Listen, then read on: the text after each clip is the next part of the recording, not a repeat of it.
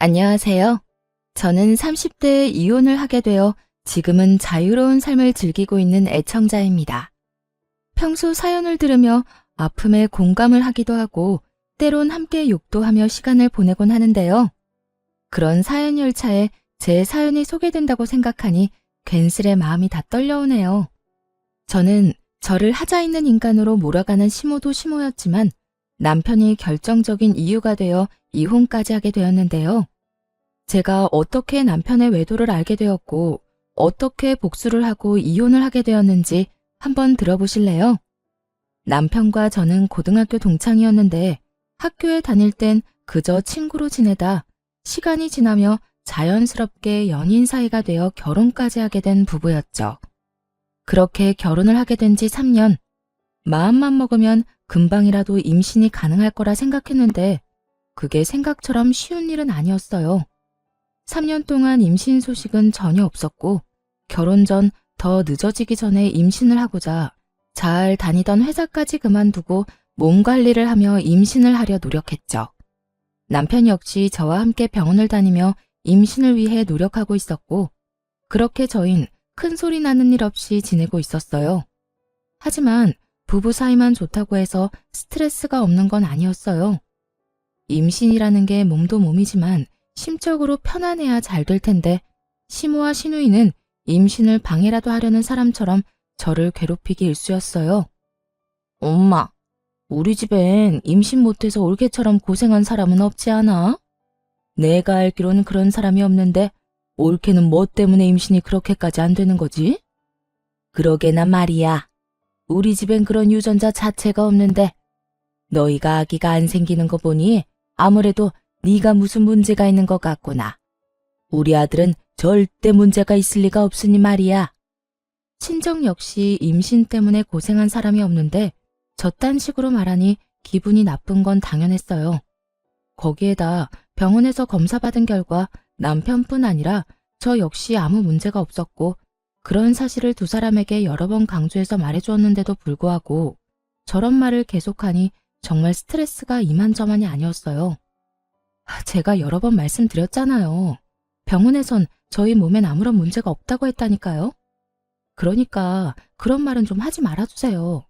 저도 그런 말 들을 때마다 정말 스트레스가 이만저만이 아니라고요. 그런데 왜 그렇게까지 임신 안 되니? 혹시 병원이 이상한 거 아니니? 그 병원에서 검사를 잘못한 게 틀림없다. 암? 너희 더 늦기 전에 병원을 옮겨봐. 괜히 돌팔이 병원에서 돈이랑 시간 낭비하지 말고. 그래, 옳게. 엄마 말 무시하지 말고 새겨들어. 내 생각에도 그 병원 돌팔이 같으니까 말이야. 두 사람은 꼭 저에게 문제가 있기라도 바라는 사람들처럼 몰아갔고 더는 설명하고 이해시키는 것도 입이 아파 포기를 해버렸죠. 그런데 그것이 끝이 아니었어요. 시누이는 제가 임신 준비를 위해 집에서 쉬기 시작하자 제가 무슨 시댁 전용 종이라도 되는 양 저를 부려먹으려고 안달이 났더라고요. 시집을 가지 않았던 시누이는 독립도 하지 않고 여전히 시댁에 살고 있었는데 나이 차이는 고작 1살밖에 나지 않는데 하는 짓은 시모 저리 가라였어요. 어찌나 표독스럽게도 저를 부려먹으려 안달인지 있던 애도 떨어질 판국이었죠. 옳게. 지금 우리 집으로 빨리 좀 와봐. 얼른. 지금 당장? 정말 너무 급해서 그래. 처음엔 이런 연락을 받고 정말 큰일이라도 난 것이라 생각해 헐레벌떡 시댁으로 뛰어갔었어요. 하지만 막상 가보면 청소나 식사 등 급한 것이 아닌 직접 하기 귀찮은 일을 시켜댔고 뻔뻔하게도 그런 잡일이 너무 급해 불렀다며 웃어대는 시누이를 보며 더는 참고 넘길 일은 아니다 싶더라고요. 제가 시댁 잡일을 해주려고 회사까지 그만둔 것이 아니었으니까요. 그렇게 마음을 고쳐먹은 이후 전 시누이의 연락을 아예 무시해버리거나 연락을 받는 날엔 아예 못 간다고 못을 박아버렸습니다. 그리고 그날은 시누이와 큰 소리가 오간 날이었어요. 그날 역시 시누이에게 연락이 왔고 또 급한 일이 있다며 시댁으로 오라고 하더라고요. 무시하는 것도 하루 이틀이고 바쁘다고 하는 것도 한두 번이지. 더는 이런 식으로 상황을 외면하는 것도 아니란 생각이 들더군요. 아예 이 싹을 뽑아버려야 한다는 생각이 들었어요. 그래서 전 좀 더 단호하게 제 생각을 말하기로 했죠. 올케, 요즘 왜 이렇게 연락이 안 돼? 무슨 일 있어? 무슨 일 있는 건 아닌데 왜 그러세요? 왜 그러긴. 우리 집에 좀 오라고 전화했지. 집에 급한 일이 있어서 그러는데 지금 좀 빨리 와. 알겠지? 형님, 저도 바빠서 못 가요. 뭐라고? 올케 지금 뭐라고 그랬니? 지금 못 온다고 한 것 같은데 내가 제대로 들은 게 맞아? 요즘 따라 도대체 왜 이래? 내가 급한 일이 있다니까. 그래도 못 온다고 한 거 맞아? 네, 제대로 들었네요.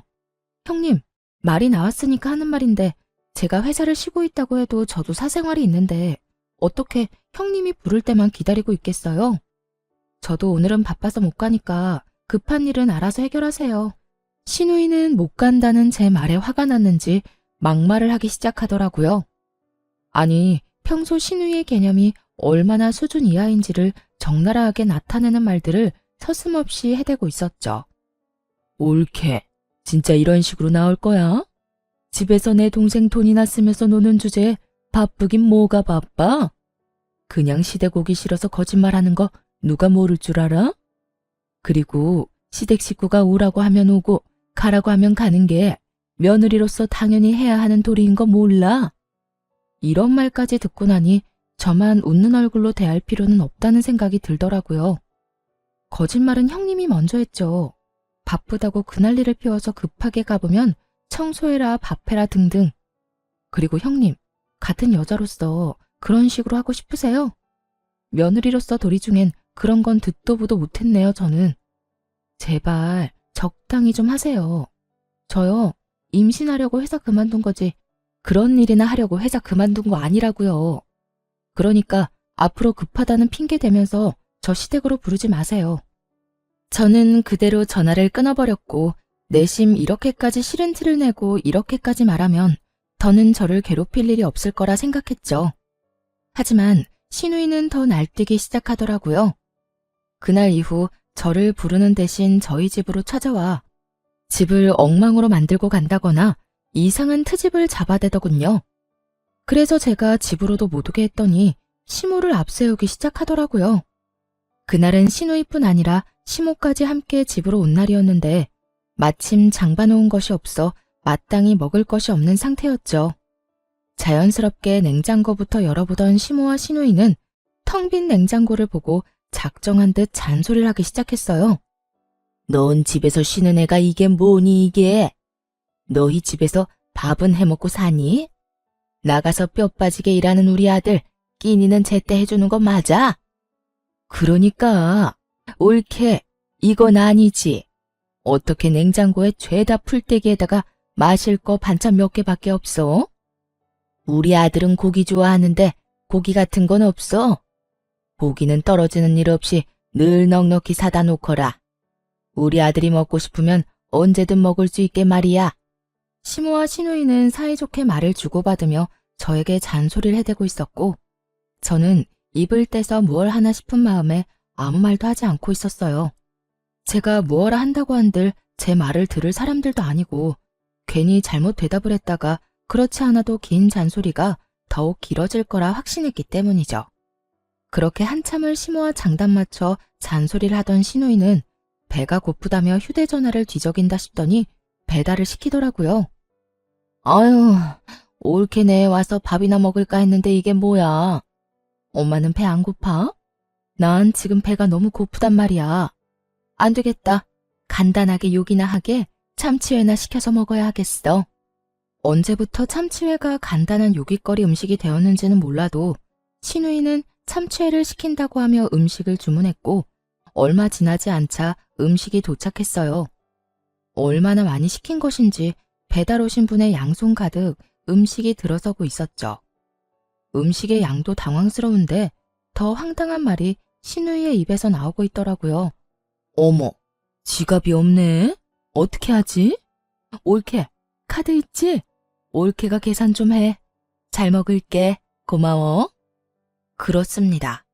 신우이는 10만 원이 훌쩍 넘는 음식값을 바로 계산하지 않고 만나서 카드 결제 상태로 주문했더라고요. 당연히 카드도 현금도 전혀 가지고 있지 않은 채 말이죠. 제가 초대한 사람이라면 당연하게 제가 계산하는 것이 맞겠지만 제가 초대한 적도 없고 입에 들어가는 밥 한 톨도 다시 빼앗고 싶을 만큼 얄미운 시모와 시누이를 위해 그런 돈을 갑자기 쓰게 되니 너무 짜증이 나더군요. 그렇다고 해서 계산을 하지 않을 수 있는 상황도 아니었고 저는 하는 수 없이 계산을 하게 되었죠. 그것이 끝이 아니었어요. 정작 계산한 사람은 저인데 회는 저에게 한 점 먹어보라는 말도 없이 자신들의 앞접시에 다 옮겨 담아버린 후였고 함께 시킨 사이드 메뉴들은 일부러 다 헤집어 놓은 뒤라 손도 대고 싶지 않았어요. 어머, 올케는 왜 안 먹어? 설마 우리가 먼저 먹었다고 기분 상해서 안 먹는 거야? 에이, 설마. 아가, 너 우리 딸 말이 사실이야? 우리가 음식에 젓가락질 좀 했다고 기분 나쁜 거야? 아니면 더럽니? 그냥 입맛이 좀 없네요. 두 분이서 맛있게 드세요. 애초에 제 몫은 없는 것 같기도 하고요. 두 사람의 고의성이 다분한 치사하고도 어이없는 행동을 보며 따지기는커녕 말도 섞고 싶지 않더라고요. 그래서 전 대충 대답을 던져주곤 소파에 앉아 애써 두 사람에게 신경을 쓰지 않으려고 노력했어요. 그렇게 집안도 제 마음도 다 헤집어 놓은 두 사람이 돌아가고 난 후 저는 이딴 인간들 뒷바라지나 하려고 결혼을 했나 하는 회의감마저 들었고 두 사람이 어질러 놓은 그 어떤 것도 치우지 않은 채 멍하니 앉아있으니 남편이 들어오더군요. 뭐야? 집이 왜 이래? 엉망이 된 집을 본 남편이 화들짝 놀라며 저에게 물었고 너무 어이없는 상황에 화조차 나지 않았던 전 아무 감정도 없는 목소리로 남편에게 말해주었죠. 오늘 형님이랑 어머님 다녀갔어. 식탁 위에 음식물이랑 쓰레기는 형님이랑 어머님이 먹고 치우지도 않은 거고 나머지 집안 꼴도 두 사람이 다 헤집어 놓고 간 거야. 뭐? 우리 엄마랑 누나가? 심지어 오늘이 처음도 아니야. 형님은 자주 왔고 어머님은 형님만큼은 아니지만 가끔 형님이랑 올 때마다 이런 식이었어. 그래서 하는 말인데 당신이 해결 좀 해. 뭐? 내가? 나보고 어떻게 하라고. 전화를 하든 만나서 이야기를 하든 당신이 해결 좀 해. 난 더는 이런 식으로는 못 살 것 같아. 내가 당신을 사랑해서 결혼한 거지 이런 꼴이나 당하려고 결혼한 건 아니잖아. 이게 뭐야. 시댁 전용 하녀도 아니고. 뻑하면 사람 불러서 부려먹는 것도 모자라서 그마저도 상황이 여의치 않으니까 연락도 없이 남의 집에 들이닥쳐서 사람 괴롭히는데 내가 언제까지 참고 살 수는 없지 않겠어? 그러니까 당신이 알아서 해결해. 남편은 언성을 높이지도 화를 내는 투도 아닌 저를 보며 상황이 더욱 좋지 않음을 느낀 것 같더라고요. 저를 대신에 큰 소리를 내며 휴대전화를 들고 밖으로 나가버렸으니 말이에요. 뭐? 심지어 이번이 처음도 아니란 말이야?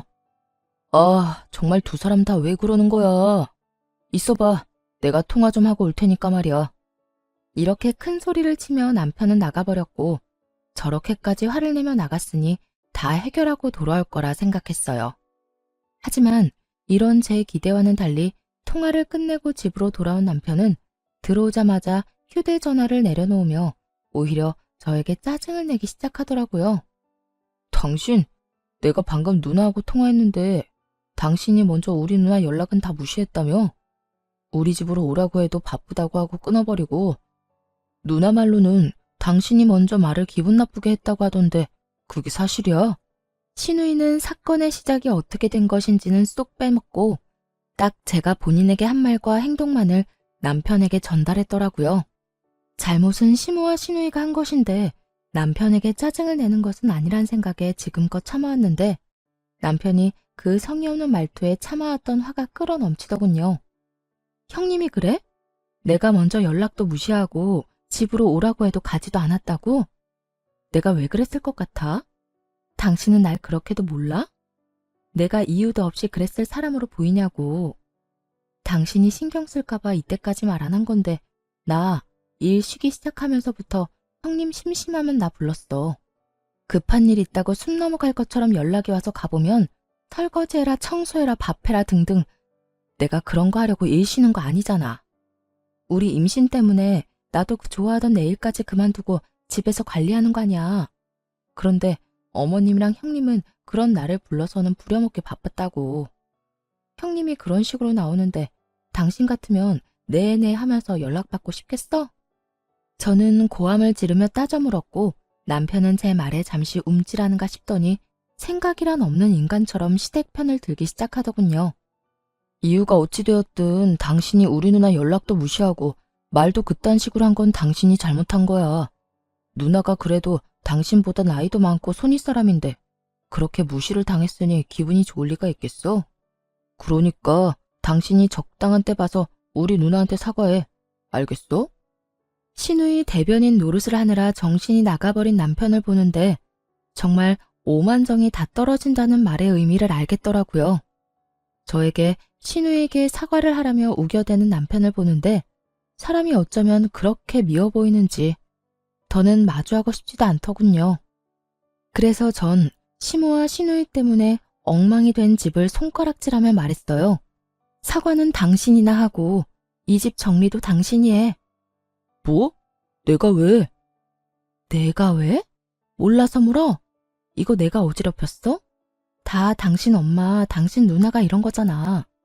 식탁 위에 저것들도 계산은 내가 했지만 난 한 입도 못 먹었고 이 집도 내 집이지만 내가 어지럽힌 건 단 하나도 없어. 당신 식구들이 이렇게 한 거니까 당신이 다 치워야 하는 건 당연한 거 아니야? 하여튼 난 절대로 못하니 당신이 알아서 처리해. 알겠어? 그렇게 저는 그대로 방으로 들어와 버렸고 밖에서 구시렁거리는 소리와 함께 치우는 소리가 들려오더군요. 그날 남편은 본인이 치운 거실에서 잠을 잤고 그렇게 저희의 사이는 점점 멀어지고 있었어요. 그때쯤부터 남편은 집에서 말도 거의 하지 않기 시작했고 전형적인 바람난 남자의 절차를 밟기 시작하더군요. 그런 남편의 모습을 보며 저는 수상하다고 생각했고 그런 생각이 짙어지던 찰나 고등학교 동창인 여자친구에게 전화가 오더라고요. 이 친구 역시 저와 똑같이 같은 고등학교 남자친구와 결혼을 한 친구였는데 할 말이 있다며 망설이는 것이 보통 일은 아니겠구나 싶더군요. 한참을 망설이던 친구의 입에서 나온 이야기는 제 예상을 훨씬 뛰어넘는 이야기였어요. 며칠 전에 남자애들끼리 동창회 한 건 알고 있어? 우리 남편도 다녀왔는데 글쎄 그 자리에 네 남편이 여자친구라면서 어떤 여자를 데리고 왔다더라? 그 인간 진짜 미친 거 아니니? 아무리 남자들끼리 모인 자리라고 해도 그 자리에 있는 남자애들 너랑 네 남편이랑 결혼한 거 다 아는데 그런 자리에 여자친구를 데리고 갔다는 것 자체가 제정신이 아닌 거야. 남자들끼리 암묵적으로 비밀로 하고 있는 모양인데 우리 남편은 아무리 그래도 이건 아닌 것 같다면서 나한테 말해주더라고. 내가 이런 말을 너한테 해야 하나 말아야 하나 고민하다가 아무리 생각해도 괘씸해서 안 되겠더라고. 그러니까 너도 넋놓고 있다가 뒤통수 맞지 말고 뒷조사 하든 해서 준비 단단히 하고 있어. 충격이 크더라고요. 외도를 저지르고 있다는 사실을 알게 된 것도 충격이었지만 어떻게 상간녀를 데리고 동창회를 나갈 생각을 할 수 있는 것인지 정말 제 상식으론 이해가 되지 않더군요. 얼마나 내가 우스웠으면 그런 식으로 행동했을까? 분노가 머리 끝까지 차올랐죠. 동창생들 앞에서 소개하면 저도 모를 리가 없잖아요. 저에게도 동창생인 친구들인데 겁대가리를 상실한 건지 머리가 나쁜 것인지 아님 친구들에 대한 믿음이 깊은 것인지 이것도 저것도 아니라면 들켜도 상관없다 싶었는지 도무지 알 수가 없는 지경이었죠.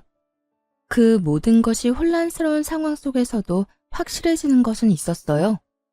그 인간은 저와 이혼이 하고 싶어 환장한 인간이 분명했고 전 그런 인간과 이혼을 해야 한다는 것 말이죠. 친구의 조언대로 흥신소에 의뢰해 남편의 뒷조사를 시작했고 며칠 뒤 흥신소에서 전해드린 소식은 정말 통쾌하면서도 경악스러움 그 자체였어요. 이 정도면 거의 사기인데요. 그 상간녀 말인데요. 지금 남편한테는 부잣집 딸 행세를 하고 있고 남편분 역시 그런 모습에 감쪽같이 속아 넘어간 것 같더라고요. 아니, 엄연히 말하자면 처음엔 부잣집 딸이 맞았었어요. 두 사람이 만날 때는 상간녀가 잘 나가는 집딸이 맞았는데 그 집안이 몇 달 전부터 부도 이야기가 나오더니 최근엔 거의 부도 직전이라고 하더라고요. 물론 상간녀는 이런 사실을 숨기고 여전히 부잣집 자식 행세를 하고 남편분한테 온갖 선물들을 뜯어내고 있고요. 대화를 들어보니 돈까지 받아 쓰고 있는 것 같던데요. 뭐 상간녀 말로는 주식에 돈이 다 묶여 있는데 지금 빼면 손해가 크다. 이런 식으로 남편분 속여서 돈을 받아내고 있는 것 같더라고요.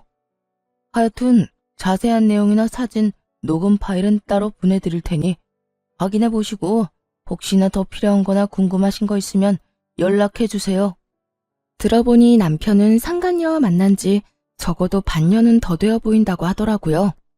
반년이라는 말에 충격이 클 수밖에 없었죠. 그땐 저와 사이도 좋을 때라 외도에 대해선 의심조차 하고 있지 않을 때였으니까요. 급격하게 줄어든 생활비와 그 못지않게 줄어든 말수에 의심은 하고 있었지만 그 의심이 현실로 돌아오니 생각보다 충격이 크긴 하더군요. 그러면서도 똑똑한 척은 혼자 다 하고 돌아다니더니 어디서 저런 사기꾼 같은 여자에게 홀려서 허황된 꿈이나 꾸고 있는 남편이 한심하기 짝이 없기도 했고요. 거기에다 더 어이없는 건 신우이였어요. 신우이 역시 남편의 허황된 꿈에 동참 중인 듯 했는데 사진을 보니 상간녀에게 잘 보이려 가진 애를 쓰고 있더라고요. 함께 백화점을 다니며 상간녀는 쇼핑을 하고 신우이는 그런 상간녀의 물건을 계산해주는 것도 모자라 상간녀의 마음에 들기 위해 짐꾼 역할까지 하고 있더군요. 그 사진을 보는데 얼마나 웃었나 모릅니다. 거기에서 끝이 아니었어요. 남편과 상간녀 두 사람의 대화 녹음 파일도 있었는데 그 대화 내용도 가관이었죠.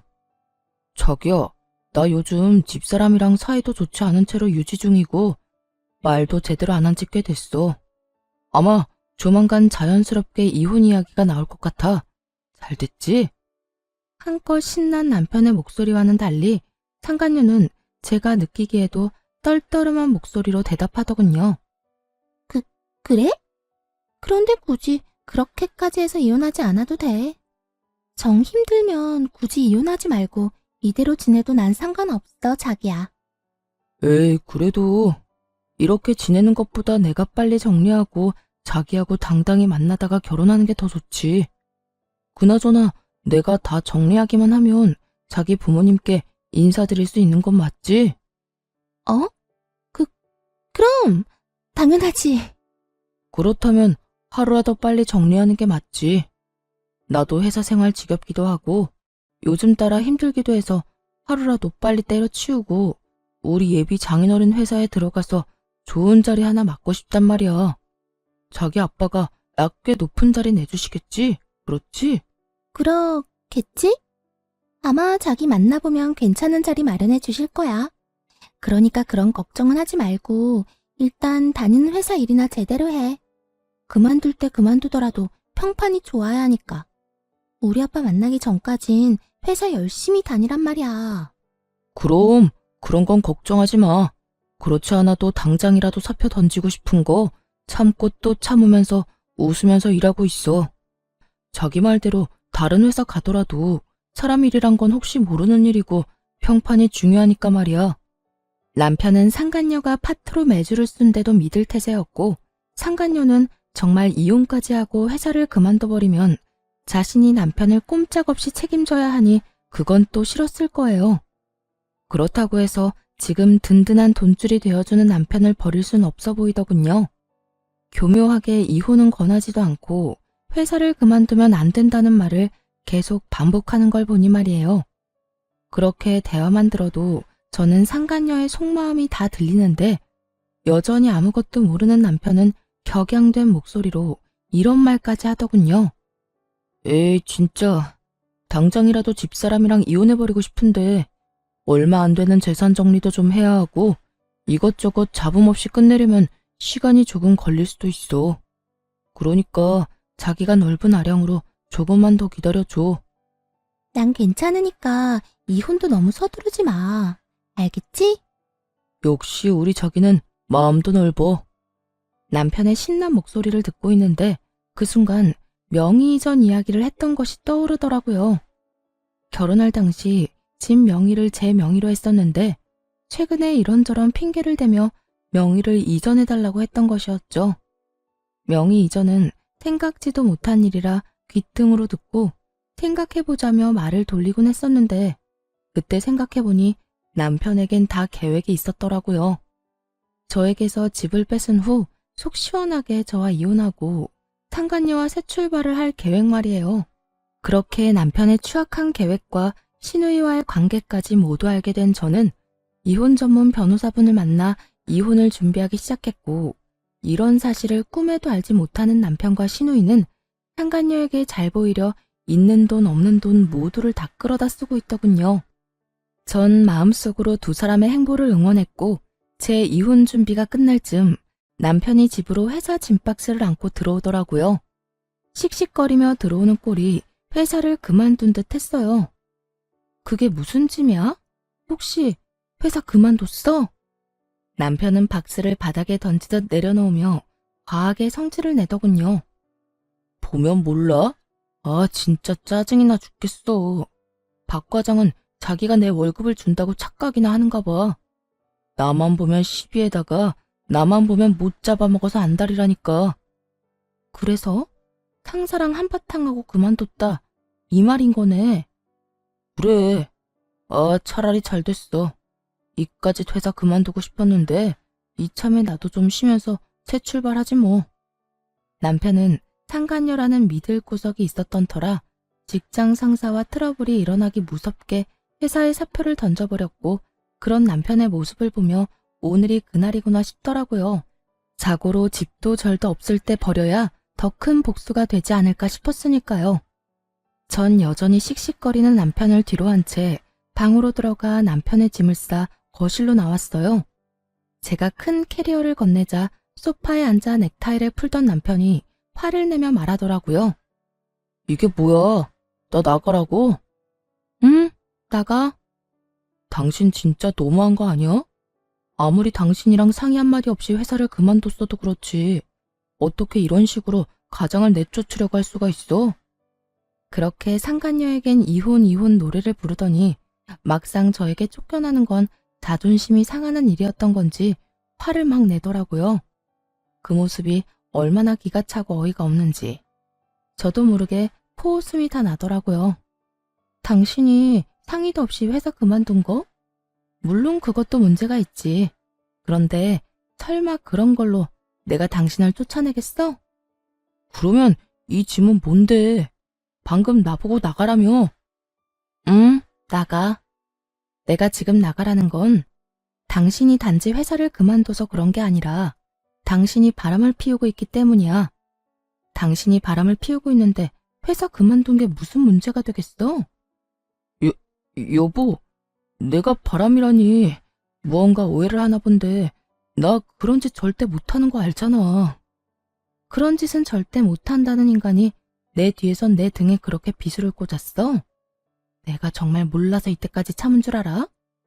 저는 고함을 질러버렸고 남편의 얼굴은 사색이 되어가더라고요. 제가 모든 사실을 안다는 건 계획에는 전혀 없던 일이라 어떻게 해서든 이 난관을 헤쳐나가 보려 갖은 애를 쓰더군요. 무슨 말을 하는 거야 도대체. 어디서 무슨 말을 들었는지는 몰라도 다 오해야. 당신은 나를 그렇게도 몰라? 나 당신뿐인 거 누구보다 당신이 더 잘 알잖아. 어쩌면 이렇게도 같은 말을 해대는 건지. 남편 역시 세상에서 여자는 저뿐이라는 듯 간절한 눈빛으로 거짓말을 해대고 있었고 전 그런 남편에게 콧방귀를 뀌어주며 제가 듣고 본 사실들을 읊어주기 시작했어요. 당신을 잘 알긴 알지. 당신 남자들만 모이는 동창회 상간녀까지 모시고 갔더라. 남자들 우정도 참 별거 없지? 이렇게 금방 내 귀에 들어오는 거 보면 말이야. 그것뿐이야? 당신 누나도 그 여자랑 짝짝꿍이 맞던데? 백두기도 아니고 이 백화점 저 백화점 다니면서 돈을 물 쓰듯이 쓰던데? 당신이 그걸 어떻게... 누가 다 말한 거야? 당신 혹시 내 뒷조사했어? 뒷조사를 했든 앞조사를 했든 지금 어떻게 한지가 중요해? 내가 모든 사실을 다 알았다니까. 당신이 지금 부잣집 여자랑 적어도 6개월 전부터 만나왔단 거. 그 부잣집 여자한테 눈이 멀어서 나하고 어떻게 하면 이혼을 잘할 수 있을까 머리 굴리고 있는 거. 심지어 바람까지 피운 주제에 꼴랑 하나 있는 이 집도 나한테서 뺏어가려고 명의까지 가져가려고 했던 것까지 말이야. 참 대단하다 대단해. 그래도 우리가 연애부터 시작해서 결혼 생활까지 몇 년인데 나한테 이 집 넘겨주는 게 그렇게 아까웠니? 하물며 이 집 살 때 내 돈이 더 많이 들어갔는데. 남편은 제 말에 더는 할 말이 없는지 제 눈치를 살피다 깊은 한숨을 길게 내쉬더라고요. 그리고는 이내 지금까지 보였던 눈빛과는 전혀 다른 눈초리로 절 보며 이렇게 말하더군요. 그래, 아까웠다 아까웠어. 당신 돈이 얼마나 많이 들어갔든 어쨌든 내 돈도 들어갔고 집값도 그만큼 올랐는데 안 아깝겠어? 그래서 어떻게 해서든 명의 내 명의로 옮겨오고 자연스럽게 이혼하려고 했었다. 그게 그렇게 잘못한 일이야? 사람이라면 전부 자기 이득부터 따지기 마련이야. 나도 자연의 이치에 따라 내 이득 좀 따지겠다는데 그게 왜? 남편은 무엇이 잘못된 것인지 전혀 알지 못하는 눈치였어요. 애초에 저와 남편의 사이에서 제일 큰 문제는 남편이 저를 배신하고 다른 여자를 만났다는 것인데 그것에 대한 언급은 단 한마디도 없이 오로지 집 이야기, 이득 이야기만 한 걸 보니 말이에요. 당신 머릿속엔 지금 돈밖에 없어? 오로지 이득, 돈, 재산 이런 거밖에 없냐고. 당신 이득 따지는 거 가지고 내가 이래? 지금 우리 사이의 문제는 당신이 나하고 검은 머리가 팥뿌리가 될 때까지 잘 살아보자던 약속을 어기고 다른 여자한테 홀려서 나를 버리겠다는 계획을 세운 게 문제라는 거야. 당신이 날 배신했다는 게 문제라고. 검은 머리 팥뿌리가 될 때까지 잘 살아보자. 요즘 세상에 그걸 지키고 사는 부부가 몇이나 된다고 이래? 다들 밖에서 마음 맞는 이성 친구 한두 명씩은 두고 스트레스도 풀고 그러고 산다고. 그걸 보고 버렸다. 배신이다. 그러면 안 되지. 다 순리대로 지내다 보니 어쩔 수 없이 일어난 일들이라고. 뭐? 순리? 언제부터 불륜이 당연한 흐름이 되었니? 네가 사는 세상이 어떤 세상인지는 모르겠지만 내가 사는 세상엔 불륜은 당연한 게 아니거든? 당신 어쩌다 인간이 이렇게까지 변했어? 어쩌다 인간이 이렇게까지 파렴치한이 됐냐 말이야. 지금 그런 게 중요해? 아, 다 됐고 당신도 나한테 더는 미련 없지? 나도 당신한테 감정 사라진 지 오래야. 이 빌어먹을 집 때문에 당신이랑 계속 살았던 거지 당신한테 마음이 있어서 같이 살았던 게 아니라고. 차라리 잘 됐지 뭐. 이딴 집 당신이나 가지고 일도 이렇게 다 틀어진 김에 이혼이나 빨리 하자. 당신이랑 이혼하고 그 여자랑 결혼만 빨리 하면 이까지 집값이야 껌값인데 뭐. 상간녀의 집이 쫄딱 망한 것은 꿈에도 모르는 남편은 기고만장한 얼굴로 저에게 집이나 먹고 떨어지라며 집을 나가버리더군요.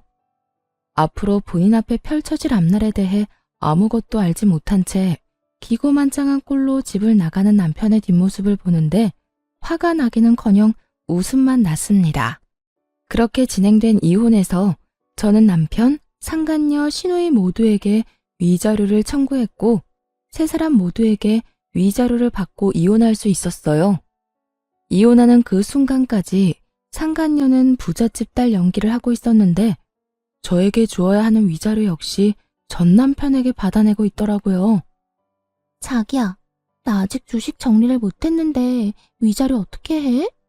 아까 들어보니까 위자료 이자가 은행 이자보다 높던데. 그냥 주식을 정리해야 싶기도 하고. 그런데 지금 정리하면 손해가 너무 심한데? 그래? 그러면 그냥 내가 대출받은 김에 조금 더 받아서 줄게.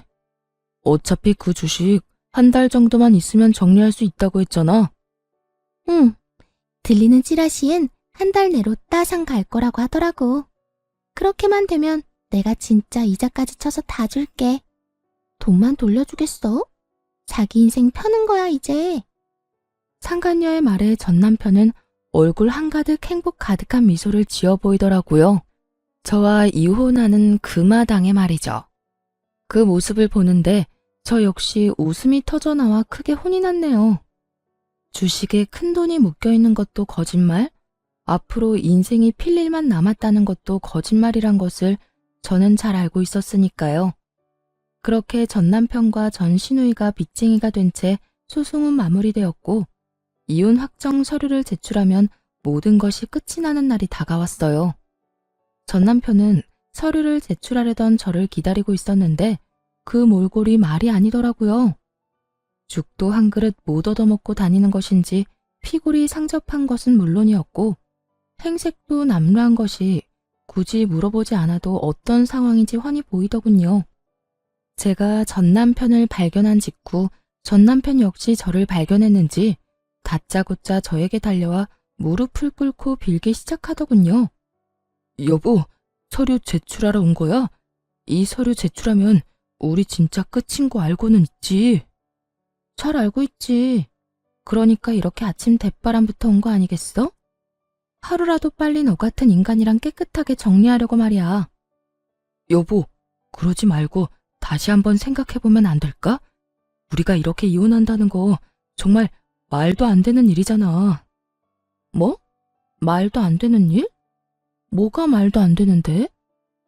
당신 말대로 우리 고등학교 때부터 해서 지금까지 함께한 시간이 얼만데 이대로 우리가 헤어진다는 게 말이나 된다고 생각하는 거야? 정말 웃기지도 않더라고요.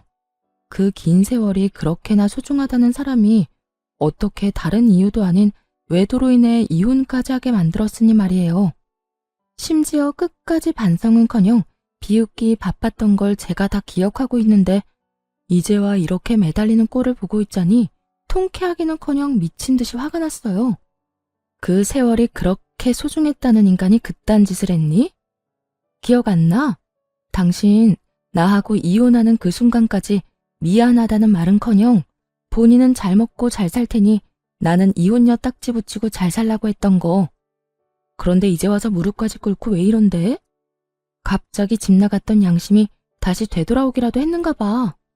그땐 내가 정말 정신이 나가버려서 당신한테 어떤 짓을 하고 있는지조차 몰랐어. 나 사실 당신이랑 그렇게 이혼하고 나 당신 많이 그리웠어. 나한테 당신이 정말 없어서는 안 될 존재라는 것도 알았고 오로지 당신만이 내가 사랑할 수 있는 여자란 걸 깨달았지 뭐야. 깨닫기는 개뿔. 상간녀의 집이 쫄딱 망해버려 쥐뿔도 없는 상황이란 걸 전 남편은 알게 되었고 전 남편은 상간녀를 닥달하기 시작했다 하더군요. 손해볼 것이 하나 없는 상간녀는 헤어지자는 말과 동시에 받았던 돈은 한 푼도 갚지 않고 도망을 가버렸다는 소문을 이미 다 전해들어 알고 있는 상태였죠. 그러니까 전 남편은 저에 대한 사랑이 그리운 것이 아니라 거짓골이 된 자신이 아쉬워서 저에게 매달리는 것임을 저는 누구보다 잘 아는 상태였죠. 참, 거짓말도 정성껏 잘한다. 야, 내가 너 바람난 것도 다 알고 있었는데 네가 지금 왜 이러는지 모를 줄 알아? 혹시 당신도 내 소식 다 들은 거야? 당신도 다 아는 것 같으니까 솔직하게 말할게. 그 여자 알고 보니까 회사 부도가 났었더라고. 그 사실을 나한테는 감쪽같이 속이고 주식 핑계대면서 나한테 돈 뜯어가고 있었고 정말 너무하지 않냐? 어떻게 날 속일 수가 있어? 어쩐지 내가 당신하고 이혼한다고 할 때마다 반응이 시원치 않더라니. 하여튼 내가 이혼하고 위자료 내느라 빚쟁이 되고 우리 누나도 당신한테 위자료 주느라 빚쟁이 되니까 더는 뜯어먹을 거 없다 싶었는지 도망갔어. 내 돈, 누나 돈은 한 푼도 안 주고 말이야. 우리 집 지금 난리야. 나 회사도 그만두고 취업도 안 돼서 대출금 갚을 돈이 없어서 엄마 집까지 팔아 대출금 갚아야 하는 신세라고. 어쩌다 내 신세가 이렇게까지 된 건지. 전 남편은 눈물까지 짜내며 하소연을 하고 있었고 전 궁금하지도 않은 이야기를 듣고 있자니 하품이 다 날 지경이었어요. 그걸 몰라서 물어? 남의 가슴에 대못 박아놓고선 너는 평생 떵떵거리면서 행복하게 살 수 있을 거라 생각했어? 남의 눈에 눈물 나게 하면 네 눈엔 피눈물 나는 법이야. 그래서 할 말은 다 했니? 그 하품이 나오게 지겨운 하소연은 다 해댔냐고. 전 남편은 자신이 이렇게 눈물까지 쏟아내며 말하면 저 역시 눈물이라도 흘릴 거라 생각했는지 제 반응에 크게 당황하며 다시 울고불고 빌기 시작하더라고요. 여보, 그렇게 냉정하게 굴지 말고 예정을 생각해서라도 나 다시 받아주면 안 될까? 예정? 너한테는 그런 게 남아있는지 몰라도 난 그런 감정 따위 남은 게 없거든? 그리고 정이 남아있다고 한들 내가 미쳤어? 너부터 시작해서 줄줄이 빚쟁이인 네 집안일이랑 다시 엮이게. 넌 내가 진짜 만만하구나. 만만한 게 아니라 당신이 날 금전적으로 조금만 도와주면 이까짓 어려움은 금방 이겨낼 자신이 있어서 그래. 당신 지금 여유 자금 꽤 있을 거 아니야. 나하고 그 여자 우리 누나한테 받은 위자료. 설마 다 쓴 건 아니지. 그 돈을 벌써 다 썼을 리는 없잖아. 그렇지? 이때껏 꿀꿀 감춰두었던 전 남편의 추악한 속내가 드러나고 울고불고하며 제 바짓가랑이를 붙잡고 있는 전 남편의 손을 뿌리쳐버렸어요. 이거 나 소름 끼치니까. 야, 너 진짜 큰 착각하는가 본데 그 돈 너한테 쓸 생각 전혀 없어. 그러니까 남의 돈에 군침 그만 흘려. 여보, 그러지 말고 나 진짜 당신이 조금만 도와주면 금방 일어설 수 있다니까. 많이 바라는 것도 아니라고. 그냥 받은 위자료의 절반 정도만, 아니 그것보다 적은 금액이라도 되니까 조금만 도와주라. 응? 상간녀를 상대로 헛된 꿈을 꾸던 전 남편은 이젠 저를 상대로 헛된 꿈을 꾸는 듯 했어요. 자신이 저딴 식으로 눈물 콧물 흘리며 매달리면 제가 당연히 받아줄 거라 생각하는 듯 했으니까요. 정말 착각은 자유라고들 하지만 이 정도 현실 가능성이 없는 착각에 저를 끌어들인다는 사실 자체가 기분이 슬슬 나빠져 오더군요. 야, 그 말도 안 되는 착각에 날 끌어들이지 말아줄래? 그 꿈 같은 계획은 잠잘 때나 꾸고 현실에선 네가 한 짓에 대한 벌 제대로 받아. 알겠어? 여보 제발. 나 진짜 큰일 나. 한 번만 받아주라. 제발. 이거 나 한 번만 더 내 몸에 손대잖아? 나 진짜 그대로 경찰에 신고해버릴 거야. 나 알지? 한다면 한다는 사람인 거. 그러니까 이상한 짓 그 정도만 하고 이럴 시간에 일자리나 알아봐. 돈은 자기 손으로 벌 생각을 해야지 남의 재산 탐내다가 그 모양 굿꼴이 돼놓고도 아직도 정신을 못 차렸어? 네 일은 네가 알아서 해결해. 전 그대로 전 남편을 뿌리쳐버리곤 서류를 제출해버렸고 그렇게 지긋지긋한 인연이 끝났습니다. 그 후 전 집도 옮기고 회사도 옮겨버린 후 잘 지내고 있습니다.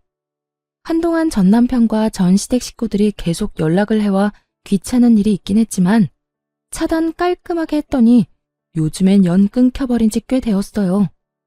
새로운 회사에서 일하기 시작한 지 1년이란 세월이 지났고 이제 적응도 되어 아주 만족스러운 삶을 살고 있어요. 아직 마음의 준비가 되지 않아 누군가를 만난 적은 없지만 제 마음이 누군가를 받아들일 준비가 되고 좋은 사람만 나타난다면 언제든 연애할 생각은 있습니다. 이혼을 하며 전 남편과 전 시댁에 많은 실망을 한 것은 맞지만 모든 사람이 전 남편과 같은 사람은 아닐 테니까요. 거기에다 한 번 결혼에 실패했다는 이유로 혼자 평생 외롭게 살 생각은 없기에 열린 마음으로 살아보려고 합니다. 이혼을 할 당시만 해도 이렇게 만족스럽고 행복한 삶이 저를 기다리고 있을 거라는 생각은 하지 못했어요. 이혼이 흠이 아닌 시대가 왔다고들 하지만 막상 제가 이혼할 처지에 놓이게 되니 그런 말들이 쉽게 와닿지도 않았고 위로도 되지 않더라고요. 그때 전 그저 남편이 외도를 저질러 이혼하게 된 불쌍한 이혼녀라는 생각밖에 들지 않았으니까요. 하지만 독하게 마음을 먹고 이혼을 하고 나니 저에겐 새로운 인생이 저를 기다리고 있더라고요. 무엇보다 수준 이하의 전 시댁 인간들을 더는 마주할 필요도 없었고 저의 뒤에서 저를 기만했던 전 남편을 더는 보고 살지 않아도 됐고요. 그 뒤로 따라오는 자유, 압박 없는 삶 등 여러 가지도 물론 좋았어요. 이렇듯 전 지금의 생활에 더없이 만족하고 이혼녀이긴 하지만 유부녀일 때보다 더없이 행복하답니다. 이로써 저의 사연도 끝이 났네요. 어떠셨나요? 욕들 함께 해주셨을까요? 긴 이야기 끝까지 함께 해주셔서 감사하다는 말을 전하며 저는 이만 물러가 볼게요. 감사합니다. 다들 행복하세요.